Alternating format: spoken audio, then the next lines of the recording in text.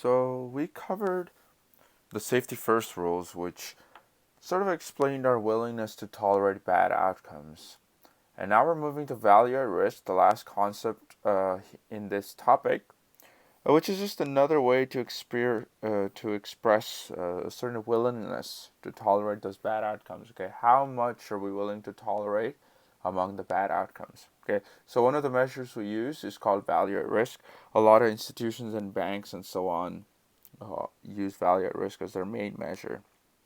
Okay, so the key difference is that it only looks at the size of the bad outcomes with the specified probability in a specified time interval. Okay, so for example, the bank might say, hey, there's a 5% probability of a loss of $295,000 in the next week. Okay, key factor, the value at risk is you can always lose more than that. Okay, this is the best sort of loss, the best loss you can have among all the losses that are possible within that scenario.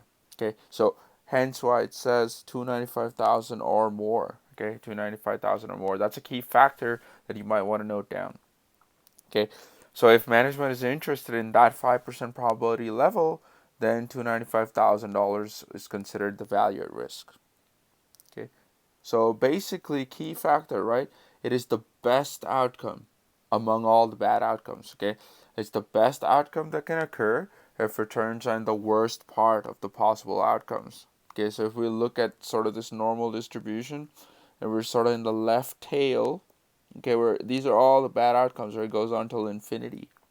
Okay, um, the rightmost point among all those bad outcomes, sort of the the best scenario out of all the bad scenarios, that's called our value at risk. Okay, so let's go about calculating VaR and seeing how we go about doing that.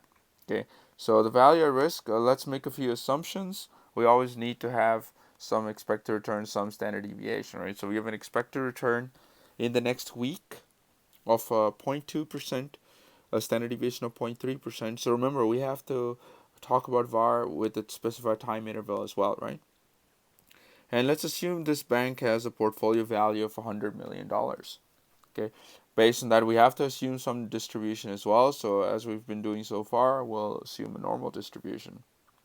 Okay, now we say, hey, we care about that 5% value, that 5% cutoff area, which is all the 5% of bad outcomes, and we want to see the value at risk based on that. Okay, so 5% of the time we obtain returns below, so we're going further out from this point, R plus Z times sigma P. Okay, R bar plus Z times sigma P. So if you remember, that's how we were doing it all along with all the safety first rules as well. This formula has not changed.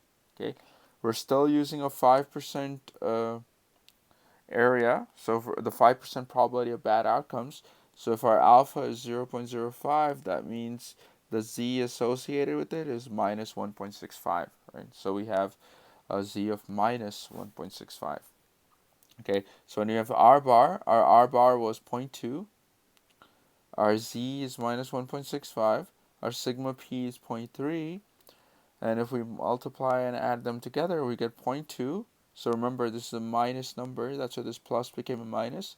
Minus 1.65 times 0.3, okay, which says that our returns, we can obtain returns below minus 0.295% or less. Okay, so we could go even worse than that. This is sort of the best outcome among all the worst outcomes. Okay, if we were here, this number would be a lot lower. Okay, so this is about what, 0.295%.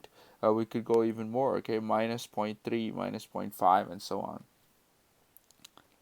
Okay, now once we have our percentage loss or percentage gain, in this case we're talking about bad outcomes, so we're talking about percentage loss, we multiply it with our total asset value, which was 100 million, and we obtain minus 295,000. Okay, that is our loss, the minus 295,000. Okay, this is not the lowest loss we could have. Okay, we could go worse than that. We could lose 300, we could lose 310, we could lose 500,000 in that week. Okay, but among all the bad outcomes, the best outcome is losing 295,000. Okay, and hence why it says we can expect a loss of 295,000 or more.